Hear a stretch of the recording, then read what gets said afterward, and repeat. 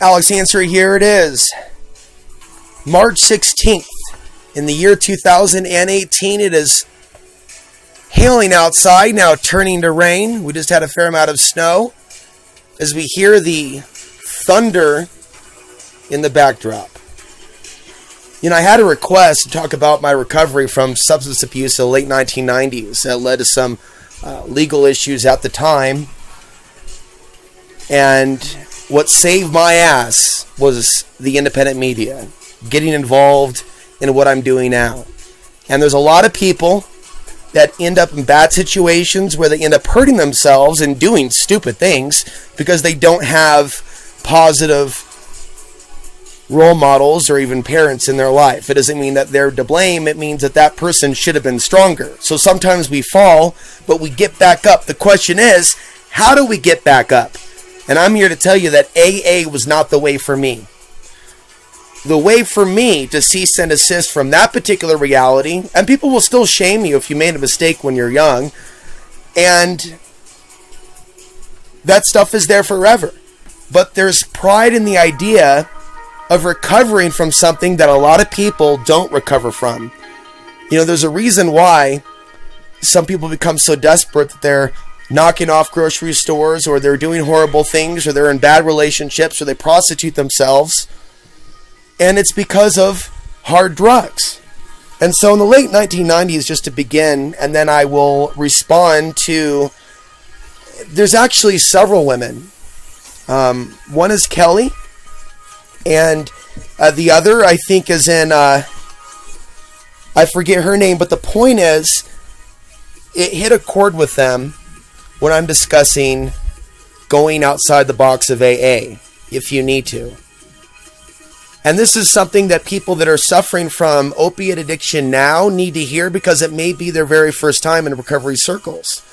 And so I'm not here to knock the idea of people finding community and finding some sort of stability. But for some of us, our issue was we were waking up a little bit too fast, and we began to hurt. And so, you know, we could be in a time-space reality where we're at the, you could say the wrong time at the right place. Some would say the right time at the right place, where there's an overabundance of a particular substance. And I'm not necessarily saying that marijuana is completely healthy. It's therapeutic, but it also has its downside, which is why in my future, I think I'm going to consume less, not more. So, for me, I had to get away from other people that were sick. And I would say far sicker than I.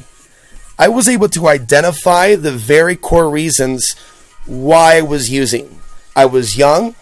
It was 1999, and it was everywhere in downtown Portland. I don't know whether the government brought it in, or, you know, the illegal aliens from Honduras, maybe they allowed them intentionally to stay beyond their welcome. But there was a period in which Portland, Oregon had record overdoses in the year 1999. It wouldn't be for another decade, when I got into researching the solar flare cycles, that I began to realize that there are cycles of people using opiates more than normal, and in particular areas, whether it be the result of the government involved, or just more trafficking of that substance related to the demand. Because if the demand is strong, you're going to have officials in government corrupt enough to run it, or take a payoff, if you will. And I was wondering that as a 19-year-old, why is this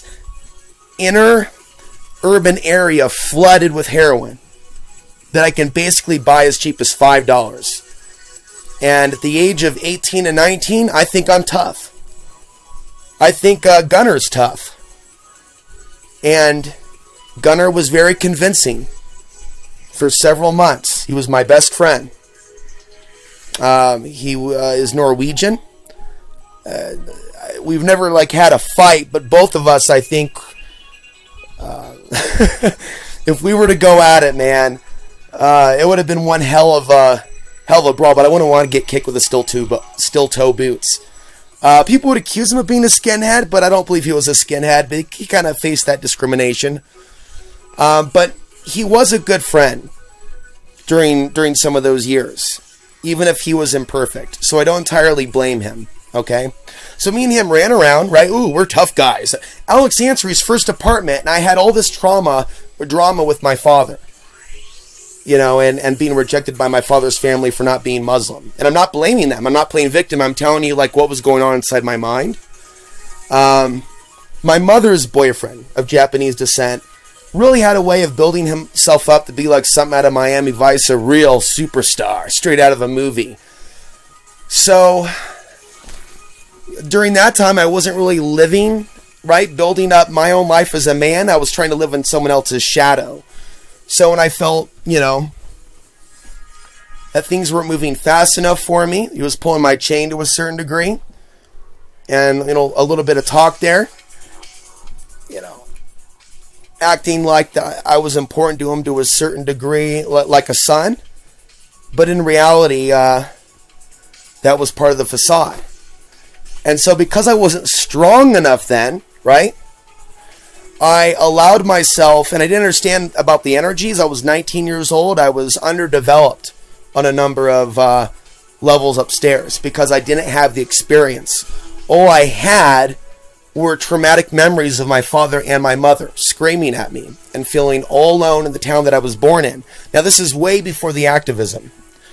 And so the idea, right, of being a tough guy, ooh, you can do it, and dabble in this substance that feels like it's an escape from the hell of this world, as if you're blasting off to heaven. And even more so when you add in something like powdered cocaine. It's known as a speedball, commonly mixed in a spoon. And so you have impurities, by the way, which is why some people develop abscesses. And in a bad situation, those abscesses result in someone's arm being cut off.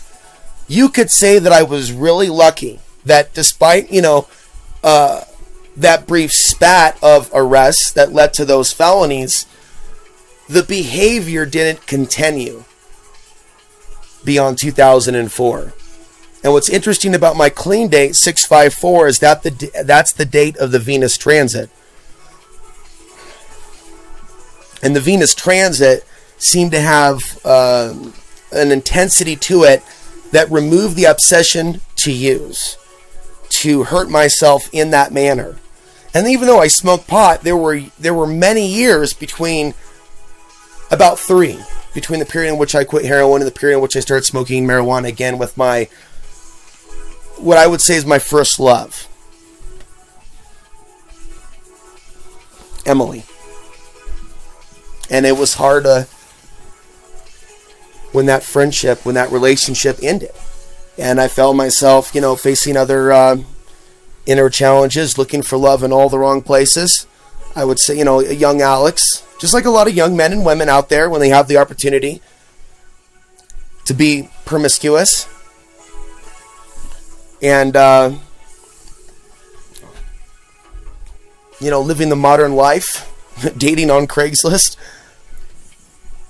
So what I'm saying is I'm not perfect. And so for me, it's never just been about getting beyond that point. It's been about getting beyond my other addictions. And so addiction to the idea of a woman being the ultimate healer to heal the damage between myself and other women and my mother. See, that's, as they say, sneaking thinking. It's natural for us, right, to want to love and be loved. It's also codependent and part of the addictive nature for us to look outside of ourselves.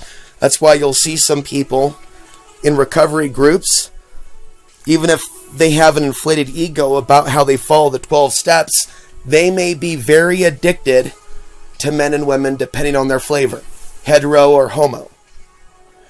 And I want to get back to AA, but I think this is just a good topic, being that Kelly in Portland, she's now in Dallas, and others.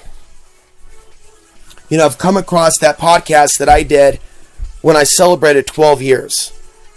And that celebration of 12 years, I guess it's 14 now, but that was 2016.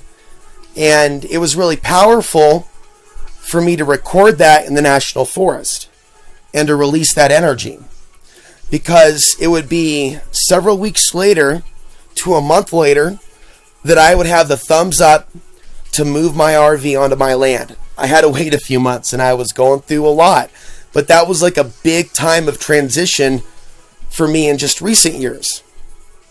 2016. And I dealt with a lot of weird energy earlier that year and even last year. This year feels so much lighter. My interaction with you in some cases feels so much lighter and less combative than it did last year. It doesn't mean that I don't still struggle with paranoia, that I don't still struggle with stress, but I'm seeking to improve.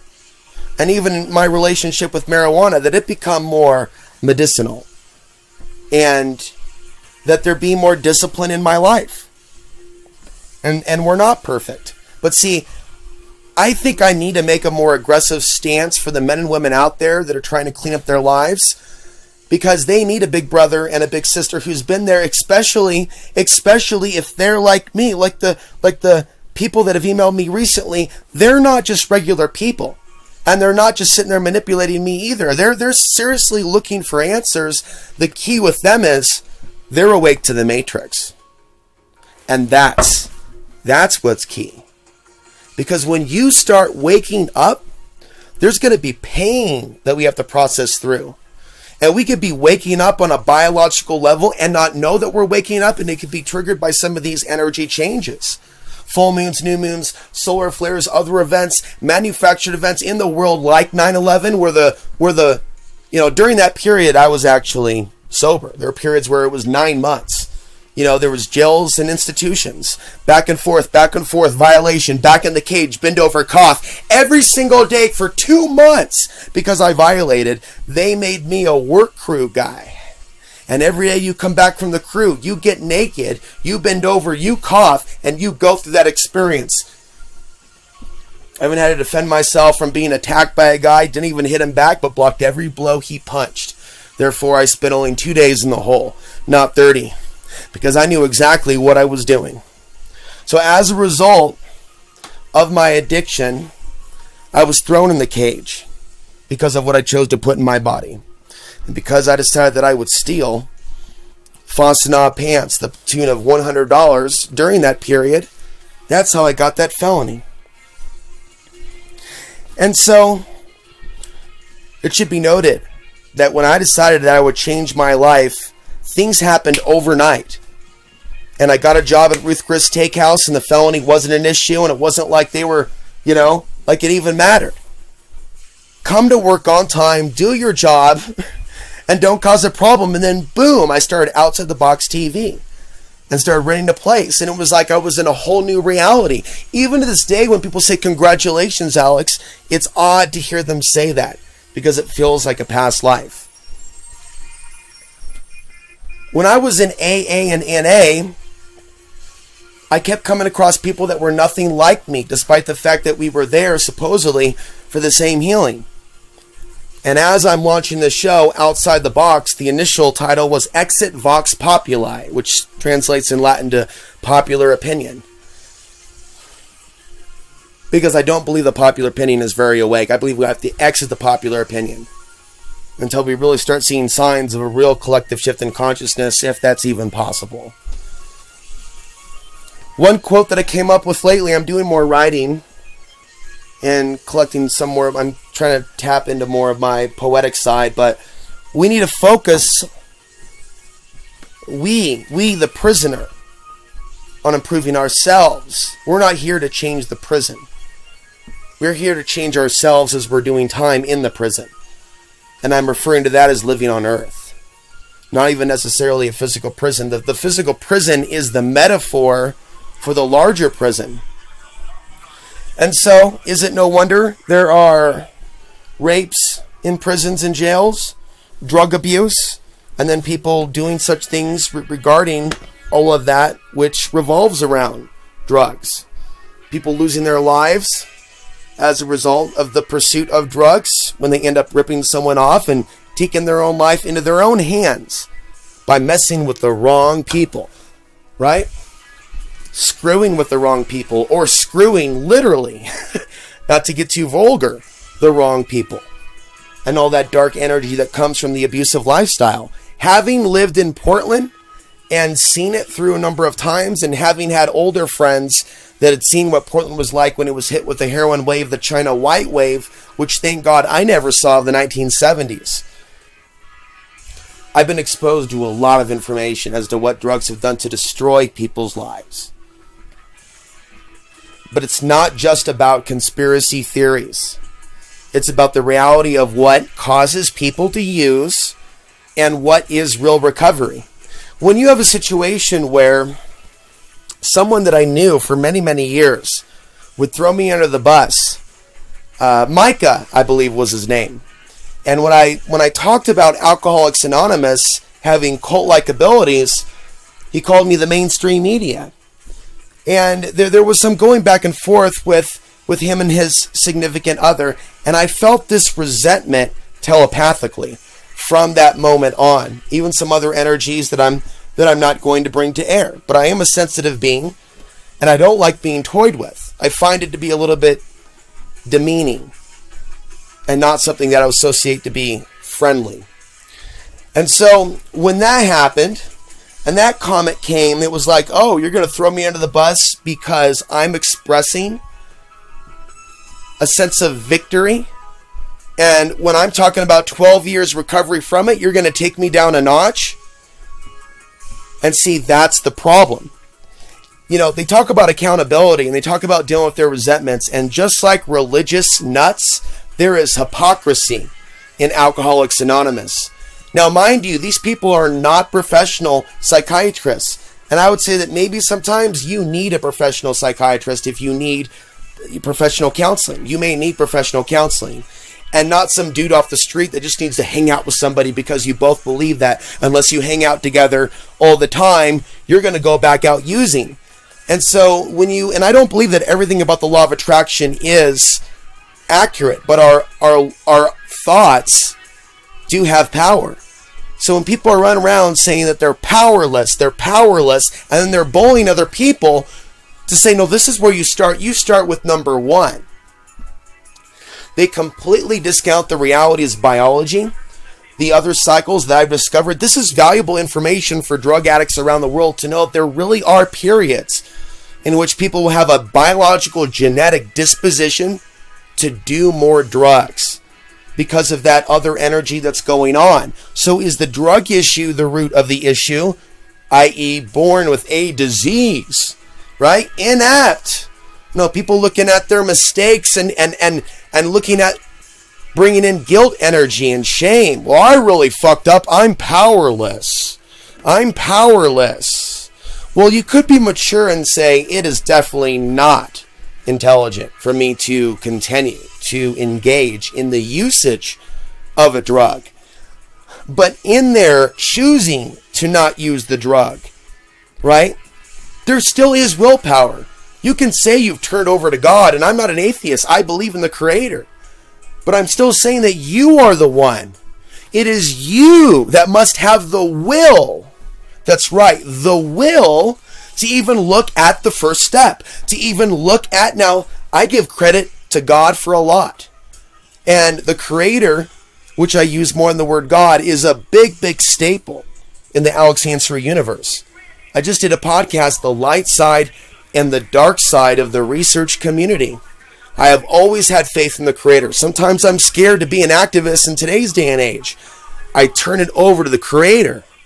Thy will, not mine, be done. I live this. I live faith in the Creator.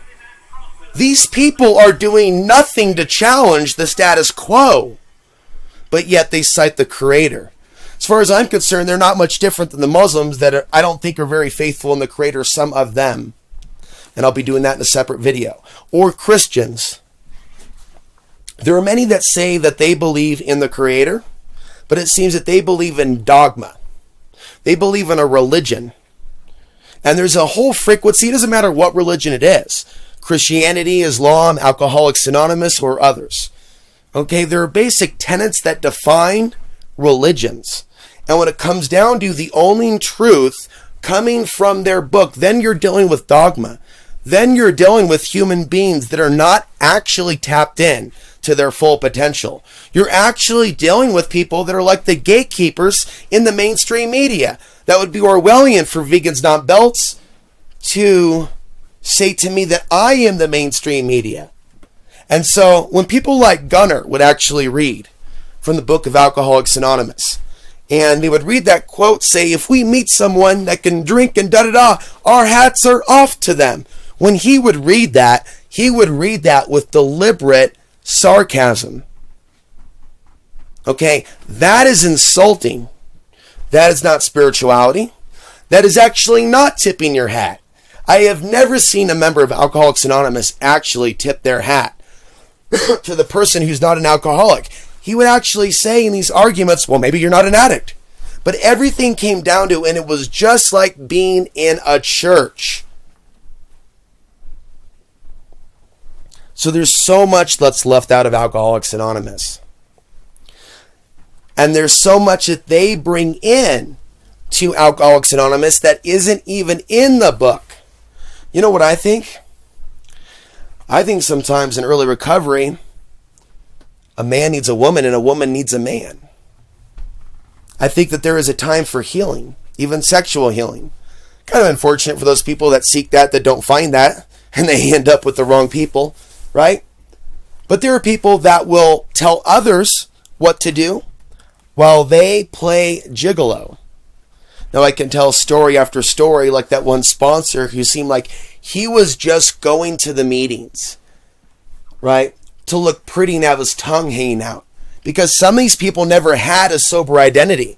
They're not activists. They don't associate with being an author. They don't associate with wanting to change the world, to make the world a better place. So they don't associate that with being a part of the recovery or helping people in this. This is key.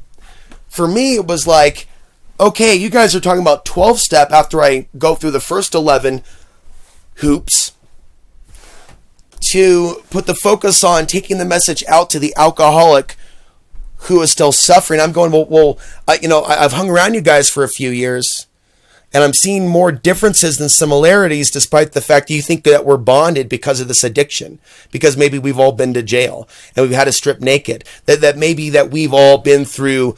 And the reality is no.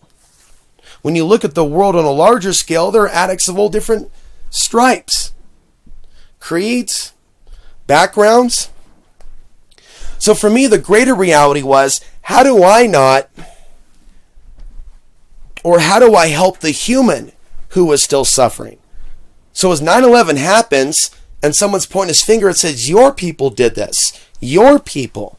Just because I was born half of one ethnicity, my father would end up working in translation services. So he's actually never been someone that's over there the last several decades, but rather here in the States. So I had to recover anyways from that and not let 9/11 and this sense of, it was just ironic that I started my addiction back in 1999, I would say in March. And honestly, and I don't want to talk about this right now, I talked about another one, I felt like we were in the dark ages, something big was about to happen. And I felt that Afghanistan would be involved. It wasn't about predicting 9/11. It was about feeling like that devastation over there that was already going on. When the Taliban were hurting people, and you know, if you've done your homework, that they got their money and support from the ISI, which is connected to the CIA. They also cut off opium production, which is a big source of Black Ops funding. And so the fallout from my father and the times that he would try to choke me and throw me against the wall, and my grades weren't good enough when I was forced to live with them the last several years of teenage life, 16, 17, 18, after being let go by my mom on my 14th or 15th birthday. There was a lot of unresolved issues there. So all of the stages were set, if you will, for a guy to fall. But for me, after 9/11, and after researching certain things going on in the world, and after long periods of recovery in 2002 and 3, because it wasn't consecutive. It was more like a few weeks or months, I would just go all out. and then go back to life, go back to working. It wasn't a homeless experience. I was never homeless. I was always working somewhere. I was working at Fred Meyer, or I was working at Olive Garden, or I was working at GMC, or I was the shoe guy at Nordstrom, the stock boy. That looked a little too slick. That had some blood stains on his nice dress shirt. As I rented a studio apartment in downtown Portland thinking that's glamorous. To be a closet heroin addict wearing a nice shirt, wearing slacks, wearing nice black shoes.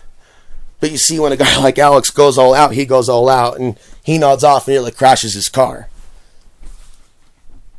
You know, and there's times where I could have died from that type of thing. And accidents where no one else was hurt but I.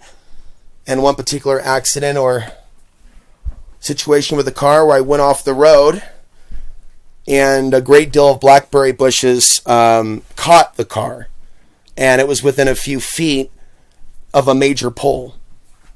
And so for me, divine intervention was there, and that was a part of my recovery. Something was there. The Creator was always in my mind in AA, but it wasn't going by the book the way AA demanded. No, you start here. You're powerless.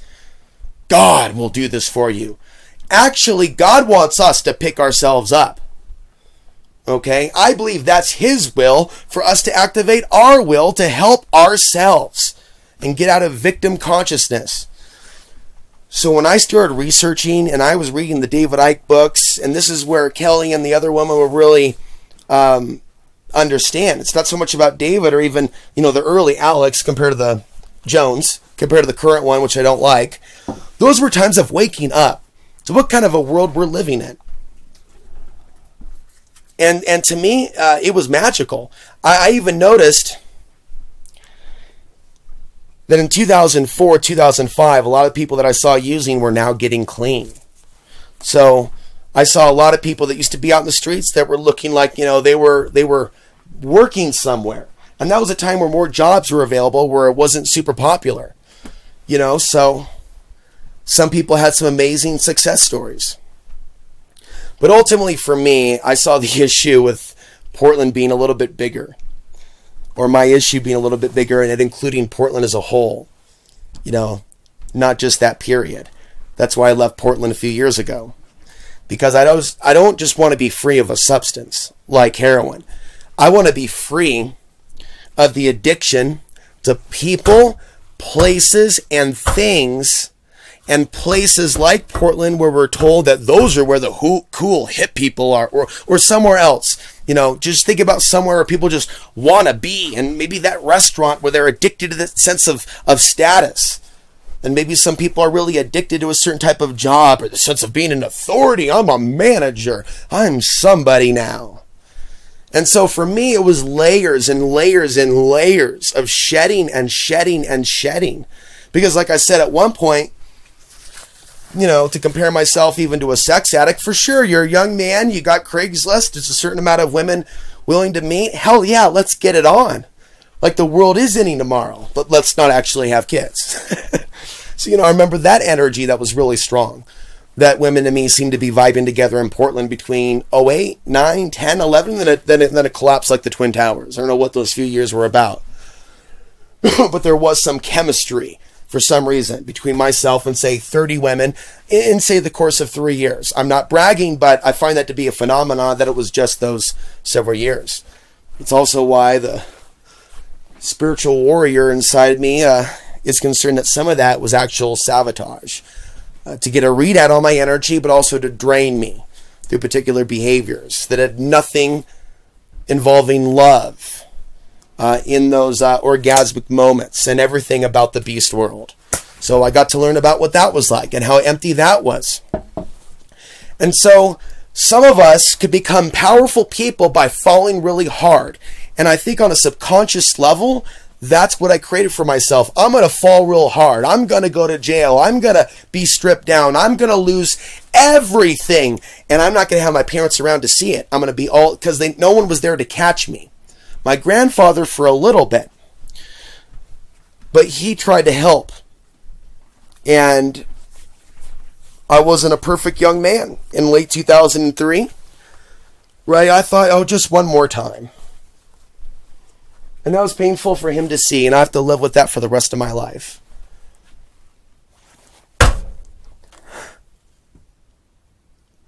That's the only thing that hurts about the whole thing. Because our grandparents only lived so long. So by the time I started Outside the Box TV and I did my first recording,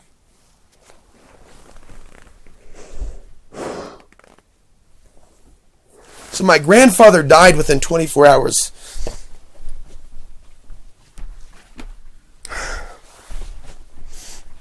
And that's the whole painful thing, is that my grandpa knew me as a little boy, and he was a savior figure and a bigger father figure than my own.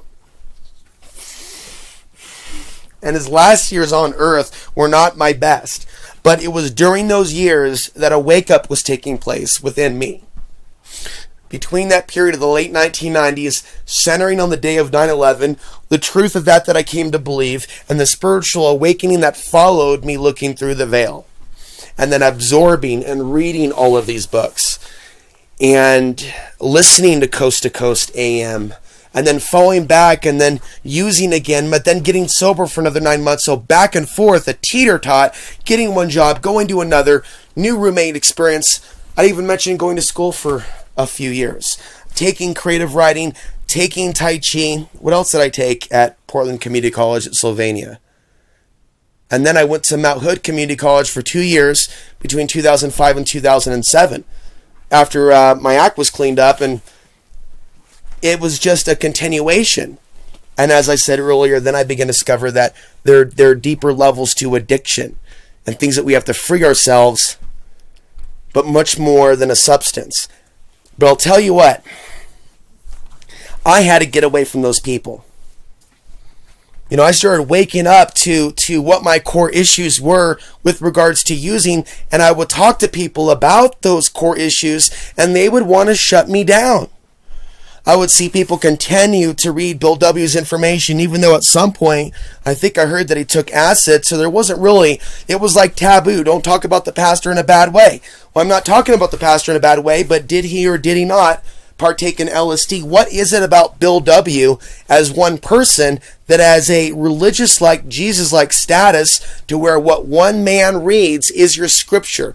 What about your book? How did you get clean? Just because Bill W. had this remarkable experience in a hospital room where two or more gather, and then it began from there, and we'll leave out conspiracy theories and esoteric views on Bill W. because I'm not really well versed in that, but I'm sure it's very, very interesting. And I'm not here to take away from the good of AA. But if someone credits AA alone, they are the ones that are diminishing their own power. They can go ahead and say, without AA, I'd be dead. But they're the ones that are choosing to put out that negative affirmation. So what about all of human history before AA and before the 1940s? How do you think our ancestors got through reality? They just were lucky? There was alcohol back then. There was heroin back then. But somehow a sperm cell met an egg to bring you here. But yet it's like the pre-AA world was like a world without God. And see, now we're back to religion. And if you criticize the religion, whether the people angry with your criticism are Muslims, Christians, or members of AA, they will treat you like an outsider, and they will rob you of your honor by insulting you. See, and I've seen this behavior 2 years ago. I never told you about it. The thing is, I thought about telling you about this, when by calling AA a cult, someone decided to troll me on the day where I'm talking about 12 years, to take that from me. Whether because he's hurt or whatnot, but these are people that have never actually truly supported what it is that I do. These are people from the past that knew the old Alex, that don't see anything in the Alex that's speaking to you now. All the things that I've gone through, all the things that I've overcome. And I'm going to be talking again about why some Muslims can't be helped, because they refuse, and I know this from experience, to respect their non-Muslim relatives. Okay, because if they did respect their non-Muslim relatives, things would be different about their religion. It's called the social norms to exile those that go their own way. Right. Whether it be a girl who's dating a certain guy who doesn't, who isn't approved of by the Christian family. Maybe he's ethnically different. Maybe he has different religious beliefs. Maybe he's a rock and roller. Oh, that guy's a Satanist. So she goes over, oh, don't you ever come home again.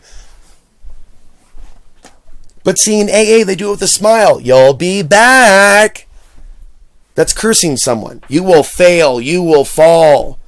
Because with AA, they tell you, unless you keep coming back, you are so weak. You are so pathetic. You are so broken as a human being that you will go back out. And as you, in your early recovery, get involved in AA, you will find yourself brainwashed to a level where you might be more fucked up after AA than before AA. Now, I do think someone can use AA in conjunction with a healthy spiritual practice. But the vast majority of those involved in Alcoholics Anonymous are hypocrites. And I do support the responsible use of marijuana. The idea of someone sharing a meeting while being a pot smoker and it just being about AA is another way that people jockey themselves into a position of authority. They can call themselves sponsors. They can stand behind their resume that they've made up, that they've done all these things. But to be 100% sober is to be 100% sober if that's how you're going to rate things. Again, I don't see something wrong with the responsible use of marijuana. But I do remember the world of AA was about 100% abstinence from all substances, making them hypocrites. Then why are you chain smoking outside? Then why do you have a big pot of coffee? Why don't we look at the real nature of human suffering? How about that? Can I get an amen? How about we talk about the real nature of addiction? Let's talk about drug addiction, where it comes from. Let's talk about sex addiction, where it comes from. Let's talk about real recovery from people around the world in different circumstances and hearing them share their story before us all without anyone telling them that they have to stick to the book. Don't tell me that I can only listen because you have the pre-ramble. Not the preamble, you have the pre-ramble. If it wasn't stated in the book of AA, right? Something to that effect, it might be better if you hadn't read it at all. Excuse me. Am I reading the Quran? Am I reading the Torah? Am I reading the Bible? No, I don't read dogmatic belief systems that try to lock me in. The real teachings of Jesus will be found beyond the Bible, not limited to just the Bible. That's been manipulated.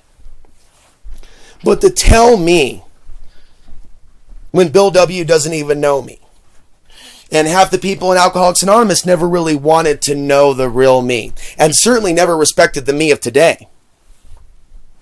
And I did not only chair a few meetings, I was what they call a secretary for a year. In that last year of using, just so you know, I wasn't sentenced to any time in jail. I turned myself in at a rehab center, and I knew I was going to shift. And I liked Jones back in the day and Clyde Lewis, and I called in when Alex Jones was Clyde's guest and said I was going to join them in the truth movement. And at that time, they were a lot more, way more supportive. I mean, things changed between us, and even myself and Clyde a long, long time ago.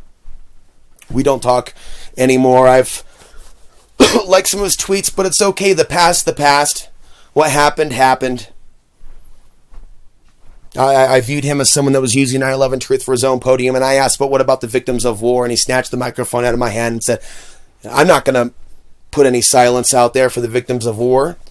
And it was at a 2009 event, and it was a publicity stunt for Ground Zero. And I was appalled to see him come out and basically say, I don't give a shit about the victims of war. And he was really just angry at me for bringing that up. It's like I was crowding his limelight. And see, there's a number of reasons why I've split with, I guess, the movement. Because it's a lot of narcissism. It's a lot of manipulation. It's a lot of disinformation. It's a lot of me, and the radio voice. And so, you know, I've gone through this period of several heroes. Clyde was one. Carl was one. The A-Man was one, my Japanese martial arts teacher. And Alex Jones was one. And one by one, I began to see my heroes as villains. And in that, I began to recover. Speaking out of my female friends. Think about those women that you may have looked up to. And there becomes a day where you see their villainous nature. And how they want women to betray themselves. And how women are treated if they don't get in line. And it was the same type of experience between me and these individuals. Or speaking your mind. Or speaking, I would say, manhood. Maybe for you, your womanhood, yourself, your truth. And seeing how that repelled them. Because you were not submissive to what they were about. Either in the dialogue or whatnot. So real recovery is a big, big deal. It's beyond addictions to things. It's about going beyond the master-slave relationship on a deeper level. And a lot of people use, and sometimes people abuse themselves because they're struggling with self-hatred. And they may not even know that it's there. Or an inability to feel their own feelings. In 2002, I went on a 10-day Vipassana meditation retreat. It was in April, so we're 6 months after 9/11. At that point, I have like 9 months sobriety. I'm working at Ruth Chris Steakhouse, and I'm going back to school, and just like that, I'm off probation. And everything is moving forward, and I'm renting a great place for $350 a month with great roommates in one of the best neighborhoods I've ever lived in my life. And now I believe the Creator gave that to me as a gift. The Creator allowed me to live with decent roommates, even though I fucked up in that house a few months later in 2003. Those roommates that I had off 49th and Hawthorne, in that neighborhood right there, right near that turn to 50th, which goes down to Powell Boulevard, those were magical times. 9/11 was a horrible thing, and the aftermath in Afghanistan and Iraq, but there was a sense of spirituality that I felt. And that was the beginning of my awakening. My clean date, the final clean date never came yet, but there were these large gaps in time to where I was on the path. So I drove from Portland up to Longview, Washington, about an hour and a half. And Vipassana meditation, you can listen to S.N. Goenka online, but it's about observing your breath, becoming equanimous. And to me, it's like, this made total sense. You know, we become addicted to certain sensations and responding to the way that we're feeling about things, either from, ooh, I don't like that, or ooh, I really like that. But what about just the middle way and not being so reactive? You know, just observing the breath, not necessarily deep, just relaxed as it is. Observe, as Goenka would say. Observe. Observe. You know, the sensation of the air going in and out. Ultimately, that's in my blood. The way of the Sufi. I have a very famous Sufi relative from the 10th century. I would Google, from the non-manifest I came. Ansary with an I. So ultimately, I think that I was on a path. I was also getting back into martial arts then as well, which I liken to spirituality. Activating the energy centers, more so than how it's expressed via MMA. You know, just like I say, you know, I'd rather have a good beer or a glass of wine than PBR.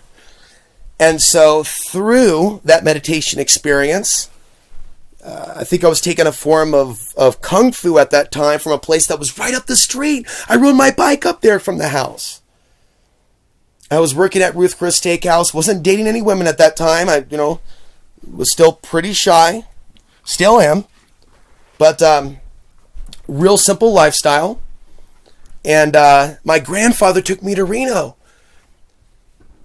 That's one of the best memories I have. My grandfather took me to Reno. He had his bed, I had mine. We stayed at Circus. It wasn't extreme like Las Vegas. I won a few hands at blackjack. It was almost as if the angels were there seeing me and my grandpa. And I won a few hands at the table. I did, and I can barely play those things. And that was one of the best things that ever happened to me. So, you know, the universe really helped me out. People are really quick to judge me and tell me I wasn't any good at following AA, just like all throughout the rest of my life. I've never been good enough. And the people in Alcoholics Anonymous did the same shit to me that everybody else did to me in life. You're not good enough. You're powerless. You're not trying hard enough. Where's your fourth step? And in the end, none of these people I have ever known to stand up and speak their voice against the machine of destruction that's actually hurting lives around the world. Everything was narcissistic, about themselves, being a victim, acting like they believe in God, but not really showing real faith in the Creator, or faith that the Creator made them good enough to have the strength, to have the will, to have the spiritual knowledge and essence within that can not only heal themselves of their addiction, but to step forward in the world and help others. And that is key. It is critical, right, to be able to help others. But we got to learn to help ourselves. And we got to see, what does it mean to help others? You know, as an activist, I said to myself, you know, in my mind, I think that I've showed concern for America, even if you may disagree, and even elements of white America and Afghanistan. However, are there other countries, right, that maybe I don't know enough of their history and the things that have happened to them and persecuted groups? And the answer is yes. None of us are perfect, but I strive to be a better person, to help the people that are still suffering. And as recently as a few days ago, it's like, God, show me, like, where is our voice needed? Where's my voice needed? In this world where there is so much oppression, because they want us to be afraid of not speaking up. I'm not just talking about for ourselves. I'm talking about for others. So I think I've learned a lot from this, and I think I need to write a book. To date, and I don't think that I've really gotten detailed into all the stories that I can recollect about everything that I did. You know, some of it's just a blur. And I'm talking about, like, because I told you I had a mild experience, so it wasn't career criminal. I was working, usually at different places, but when I crashed hard, and it was all a matter of days. You know, that I hit bottom, actually, in my own way. And I wanted to hit that bottom for the last time in 2014, or 2004, on June 5th, 2004. And that would be 1 year before Outside the Box was weekly. You know, the YouTube channel was launched in 2006, but to come out and question 9/11, to come out and start talking about the Matrix, to come out later and also start talking about this battle of good and evil, and doing these things while not being a good speaker, some of my presentations I think are horrific for my earlier days.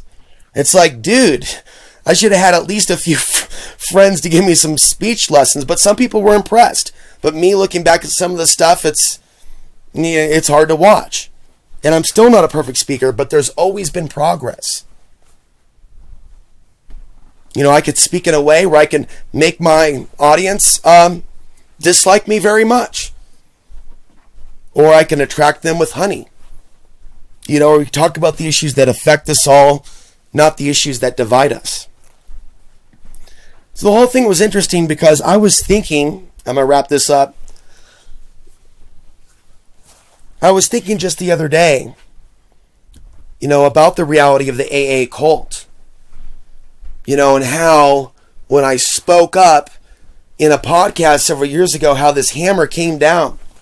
Like, oh, this piece of garbage, Alex Ansary. Mainstream media. Fuck your 12 years. Fuck you, fool. Fuck you. And see, that's spite. And then memories of Gunner.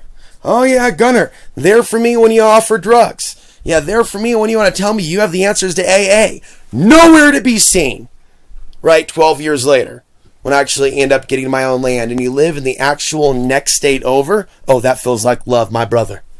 That feels like love. So AA can divide people just like politics and religion. And my prayer is that some of these people have their first recovery from some of their narcissistic tendencies regarding how that is the only way to recovery. A religious zeal and movements and governments are not the way to personal freedom. Waking up is seeing the hypocrisy in our own actions and going beyond ego. And realizing that none of us are perfect. But none of us are broken. None of us are powerless. And whether we're talking about being powerless and defeating that argument, we're talking about defeating the argument that we're powerless over drugs and alcohol, but most of all, defeating the argument that we're powerless to change the world. No, we're powerful and we were born to help to make the world a better place regardless of where the world goes. It is our destiny. We are not here to change the prison. We are here to evolve as the prisoner. But part of evolving as the prisoner on the prison planet plantation is making the attempt, your intentions, to remind you how backwards this reality is. In our culture, one of the most commonly said sayings is the road to hell has been paved with good intentions. That's like saying you might as well sit down and shut up and not even try. Here, have a drink. Here, go back out. And then come back to AA for daddy. So I believe you can do it. I believe that it's time that people started to talk about the root causes of drug and alcohol abuse. I think it's time that people rose above the bully tactics and others and even started their own movements, just like political parties, where it's open recovery, where people to get together and share. But for me, I'm hoping to see more of us come together that are looking at reality above substances. We're looking at changing our lives for the better, living free of dependency from the system, living free from influence, from not just drugs and alcohol, but the left-right paradigm as well. I have a dream, folks. And like I said, I was thinking about talking about this stuff, and then I got a message asking me to talk about this stuff 24 hours later. And that's synchronicity. So I want to thank her for that. I just had some dental work today that was done. I'm very happy to have that done. I feel that no one has the right to judge me and act like they care about my health when they clearly don't care about my emotions that I'm expressing in other areas and other videos. Okay, that's just as counterfeit as the cult members that I've just been discussing. I hope you enjoyed this podcast. I'm Alex Ansary signing off from somewhere out there. It is just snowing like crazy now. We have several inches of snow here in Southwest Colorado. Maybe I'll meet some of you someday in the future. It is March 16th, 2018.